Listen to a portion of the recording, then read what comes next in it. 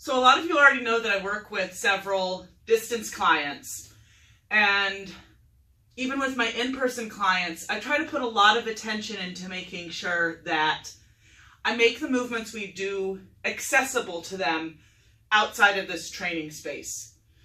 Not everyone necessarily has access to a space with a barbell and kettlebells and dumbbells and resistance bands and bars of steel and all of the fun things that I use with my clients.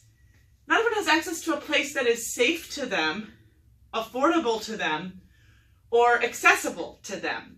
So I try to make sure I teach everyone I work with, whether in person or distance, have access to some movements that they can do independently at home, if they're on the road, if they're somewhere where they don't have access to a ton of equipment. Now, it's wonderful if someone happens to be able to have a kettlebell or two at home. Kettlebells in and of themselves are already fairly expensive. And then when you add shipping onto that, it can be prohibitive for some people. And that's okay. That's no need to not get in a wonderful training session. Something that I suggest to a lot of folks who have access to some money that they can use to spend for equipment, but not enough to get a wide range of kettlebells, dumbbells, barbells to truly customize their weight availability, is a sledgehammer. There's a lot you can do with a sledgehammer. You can get them at your friendly neighborhood hardware store. If you can find a local small business owned, all the better. Largely because the physics of leverage means that this becomes extremely customizable and in a way that trains a lot of the stabilizers of the joints within the body. So for instance, let's take the half kneeling press. It's an amazing press variation, trains core stability, balance, works with improving a lot of mobility symmetry throughout the body.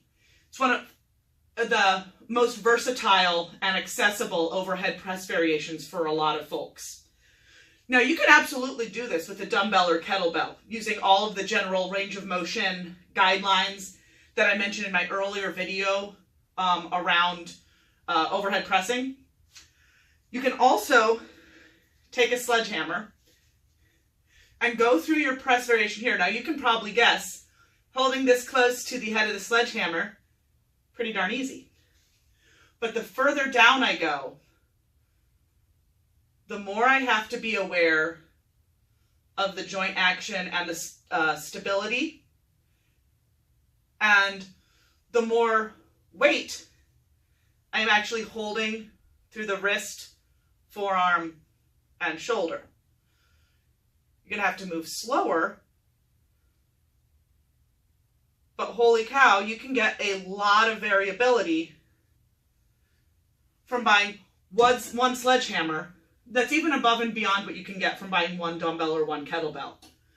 Not to say I don't love dumbbells and kettlebells, I do. And even with those, you can get some variation in by doing different tempos with the same weight. But when we're talking about improving joint function while building strength, sledgehammer is a great way to go. I'm going to demonstrate another sledge movement here in a following movement, but you can explore with leverage lots of different movements. You can put together a whole circuit using nothing but a sledgehammer. It's incredible.